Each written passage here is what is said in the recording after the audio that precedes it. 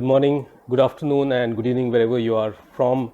This is my latest episode on my posts, which is I talk about the context behind the post which I did last week, and hence this week should be interesting. I'm going to talk about dreams, conversations, starting small, and meaning of life, and then I'm going to talk about a book which has turned out to be one of my favorite books of this year. So I'm going to start off by giving the context behind my post and starting with dreams. So dreams are powerful, as you know. Dreams, one man's dream literally changed the entire country. I'm talking about Martin Luther King with his famous speech, "I have a dream."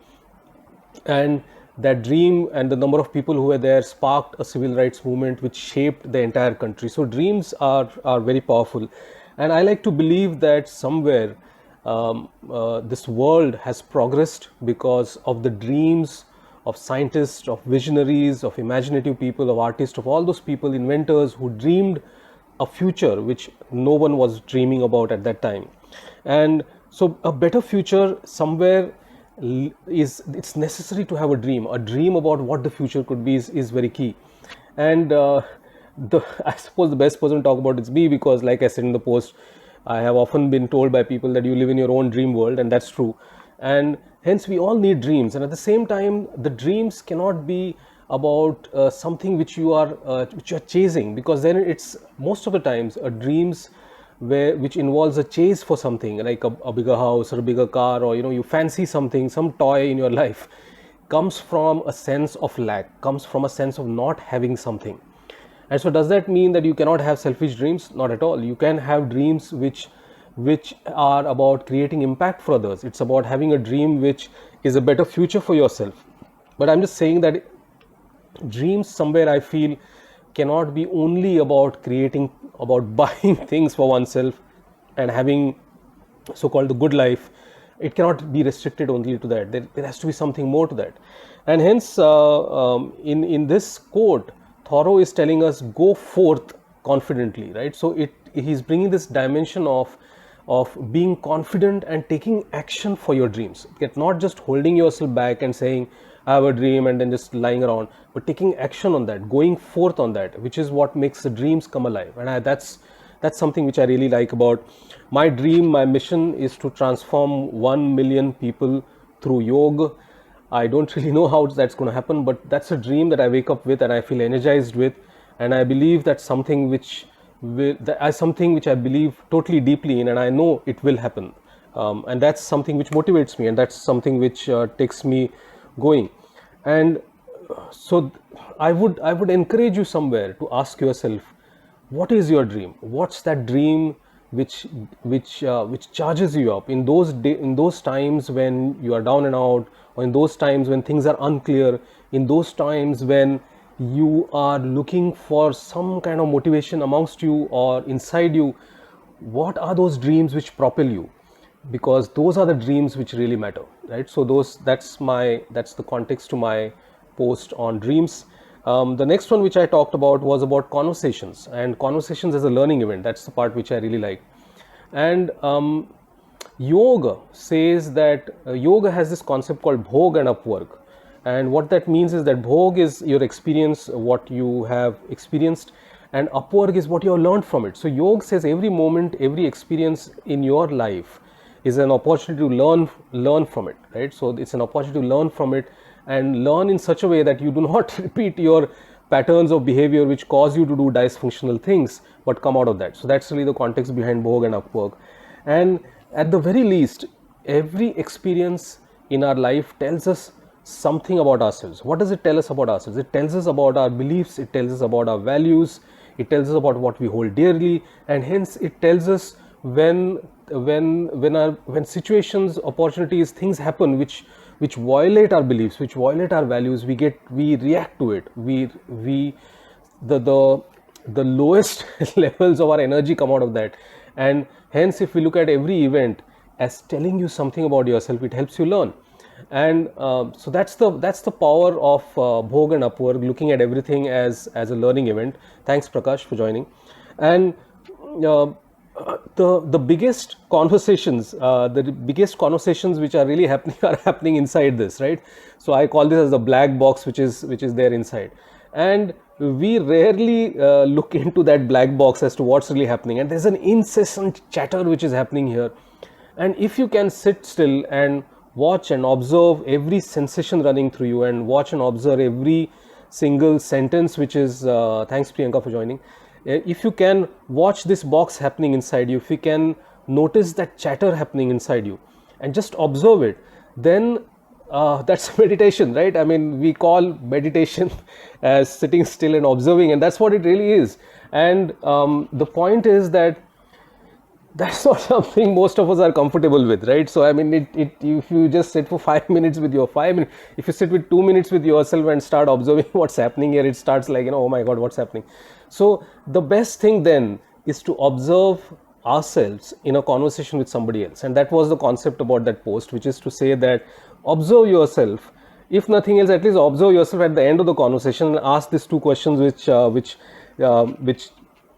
Jim was asking us to ask, which is to say, was I being reactive, was I being protective in that conversation? And protective is really about protecting about our own beliefs, values, your own ego needs, and or reacting out of those ego needs. So was I being reactive or protective in that needs, and protective in that conversation, and was I controlling the conversation? So asking these two questions, and you would have guessed it that when you do that, what it really builds is self-awareness, right? It really builds self-awareness. And I talked about self-awareness in my last week when I said it was literally the theme of the week, which is that this is the bridge which this is one part of the bridge which helps us to get across to where we are going. The other part of the bridge is ownership, and hence bringing that self-awareness continuously, and hence even a regular conversation which we do can become a learning event for us. And that was the aspect about that post, that aspect about those two questions, which I thought which was very interesting to me. And it really comes from this perspective that somewhere we believe that life is happening to me, right? We believe that life is happening to me, and in that belief we are actually losing our power, because life is never happening to us, life is just happening, and we are giving meanings continuously to it. We are saying this is good, this was a good thing for me, this was a bad thing for me.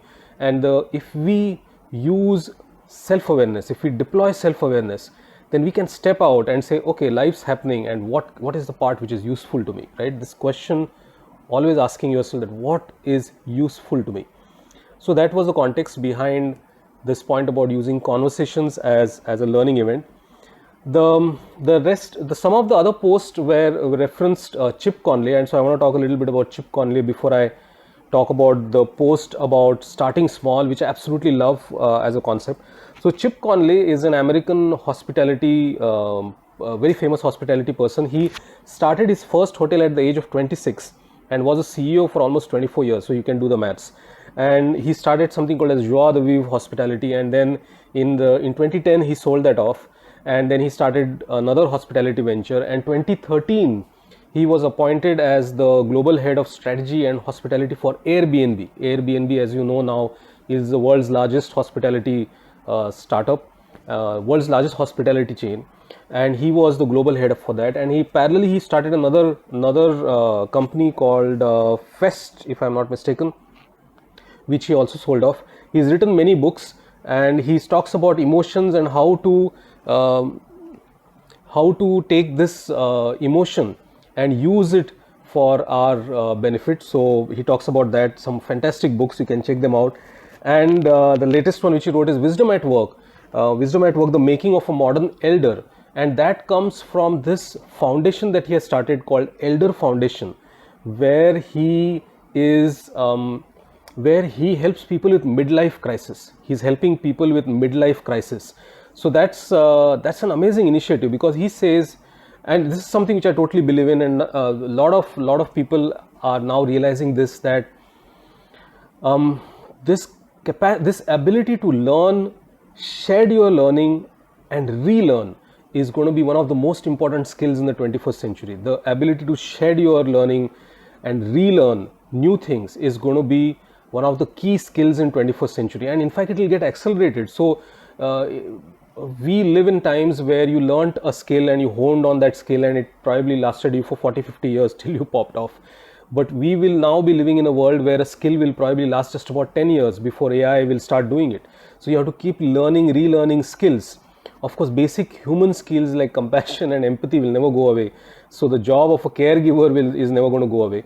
But coming to skills, so Chip Conley has taken this initiative of helping people with midlife crisis, and it's an amazing institution. He calls it as the Elder Foundation. So I talked about Chip's statement where he said that how can I try things which are small enough, big enough to cause an impact and solvable if they don't work. And I love that, and I've explained that in that post why I love that, because I'm a big fan of starting small. There's a famous statement that the journey of 1,000 miles starts with a single step. And I love the modern version of it. It says it starts with a single step and another step and another step, right? So everything that we can think about starts with the first step, and the best way to really get to where we want is to start small. And most of the times we look at the huge mountain in front of us and say, oh my God, now what am I going to do? And the reality is that we need to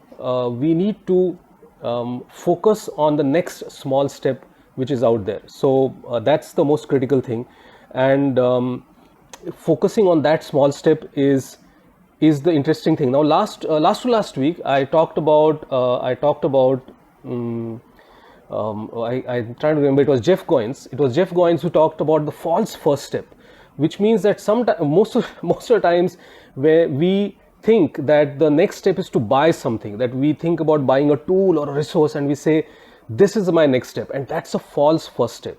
The first step often is about doing an action which is well within our area of control and influence. And I have talked about doing research or talking to a few people is often the best first step that one can take, and then start taking the next steps. And if you are planning to do a business, then often the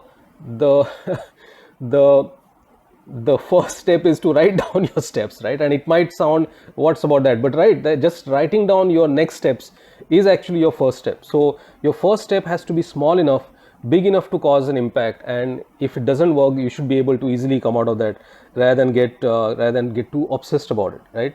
And hence this aspect of persistence and grit comes only when you keep taking those small steps.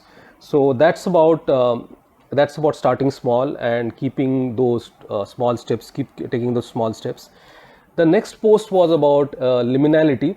Liminality is the concept of liminality is that it's an in-between stage, that between the from where you are and between the to where you want to go to, there's an in-between stage, and that is liminality. And I believe that was one of my most thoughtful posts that I have ever written. So if you're not read it, please go and check it out, where I brought this concept of inevitability. I think it's my most thoughtful post.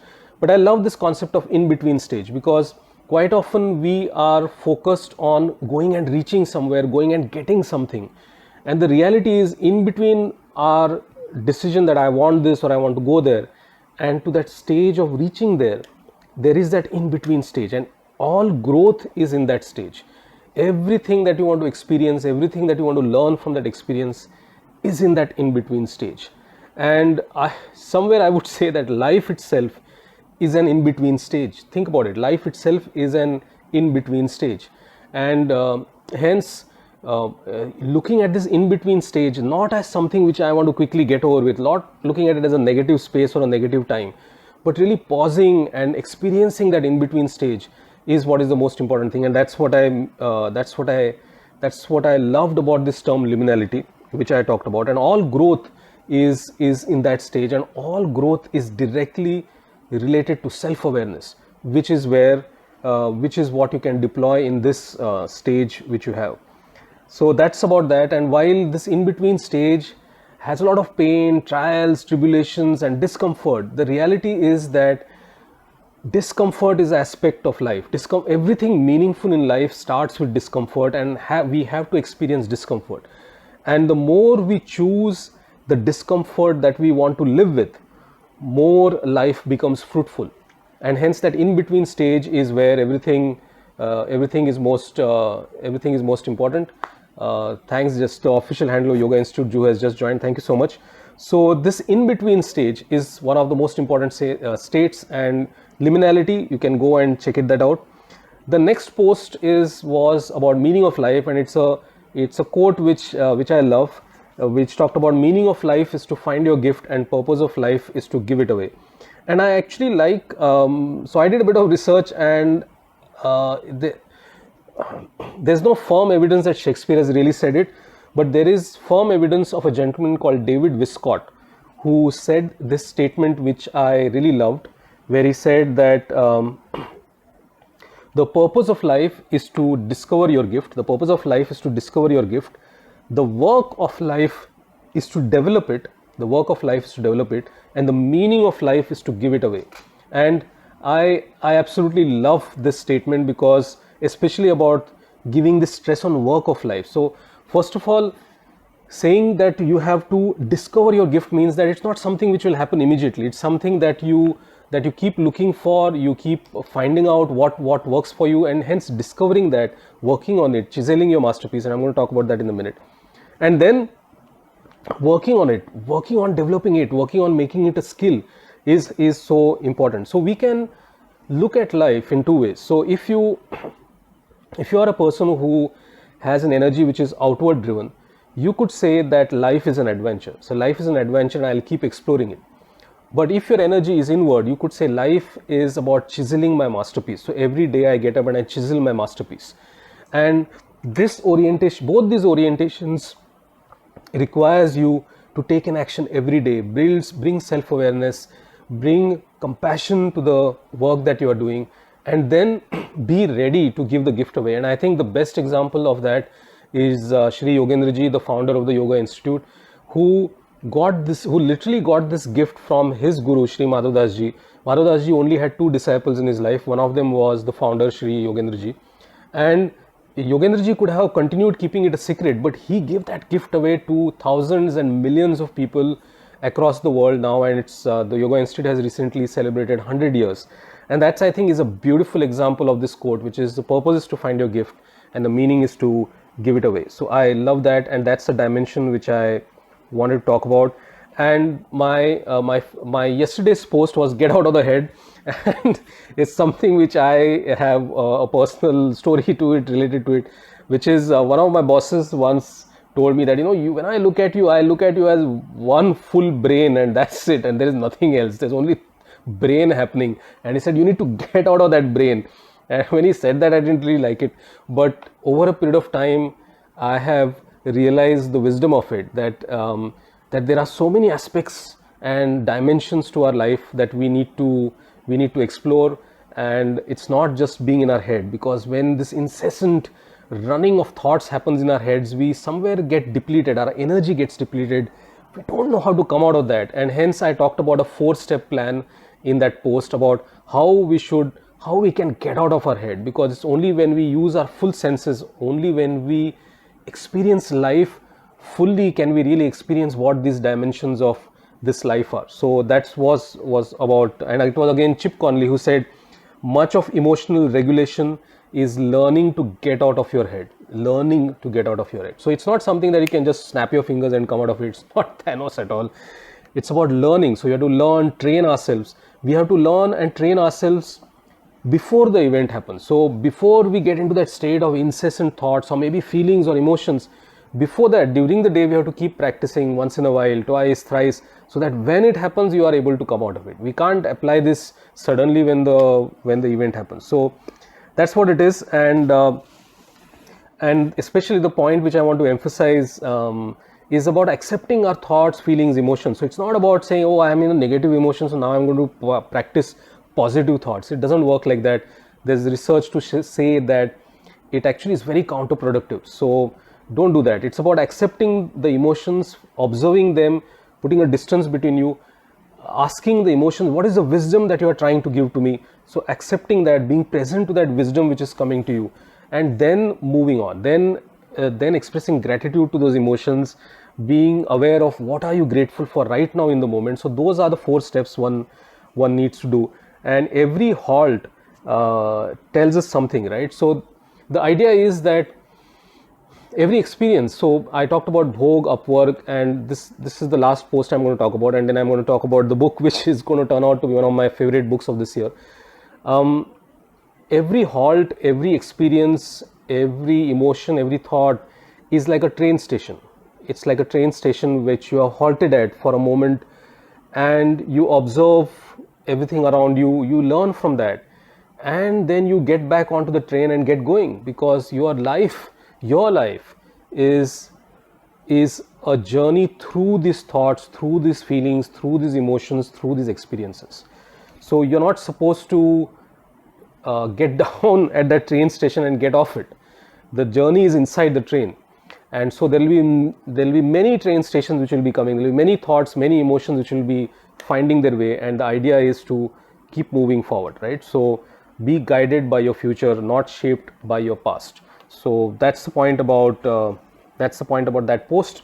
And so that's really the last of it. And if there are any questions, happy to take. But before I end with that, I want to talk about this book which I reference quite a lot of times in this weekly episodes that I do. Everything is F by Mark Manson.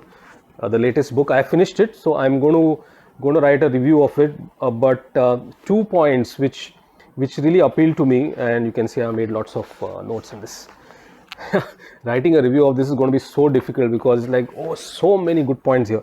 So one of the points here was about this point about he says that Mark Manson says the only true freedom is self-limitation. Only true freedom is self-limitation. So let me give you a context to this. So in economics, there is a concept of satisficing versus maximizing. Satisficing versus maximizing. So what that means is that satisficing means that you are satisfied with what you're getting, and maximizing is when you're trying to maximize the choices. And what Mark rightly observes is that when you have a lot of choices, it actually means a lot of variety. It actually leads to an anxiety that, am I making the best choice? So maximizing, while it sounds like a good idea, is actually a terrible idea. And hence much of the anxiety that we see in the world today comes from this, that with so much variety of choices which is out there, am I making the best choices? Because you're always feeling you're not making the best choice. And hence the true limitation, he says, the true freedom is self-limitation. Is actually reducing the number of choices you are and deciding in that. Because like I said, everything meaningful in life involves discomfort. So true freedom means your ability to choose your pain, not your pleasure. Choosing your pain is true freedom, and hence discipline is freedom, right? So that concept of discipline is freedom comes from this, and hence true freedom is your ability to choose your pain, not your pleasure. And the other concept which I liked, which he talks about, is fake versus real freedom. We have fake news. He talks about fake freedom, and he says more choices is actually fake freedom, because it leads to a diminishing returns. He brings this concept as endless transactions and bargains. There's an endless series of I'm doing this, I'm getting that, am I really getting this for how much I am giving? So there's an endless series of transactions and bargains, and somewhere you want the world to satisfy your desires. Your concept of the world is that it needs to satisfy my desires, and it needs to fit into my way of things. And true freedom is about saying that I want nothing from this world. I accept it the way it is. It's a conscious choice to live with less. Instead of trying to get more and more choices, it's a conscious choice to live with less. I know it sounds boring and it is predictable, but that's what real freedom is. Your ability to choose the life that you want, and literally the ability to choose your own discomfort. So loved this book. I just finished it. I'm going to make a detailed book review, and thank you so much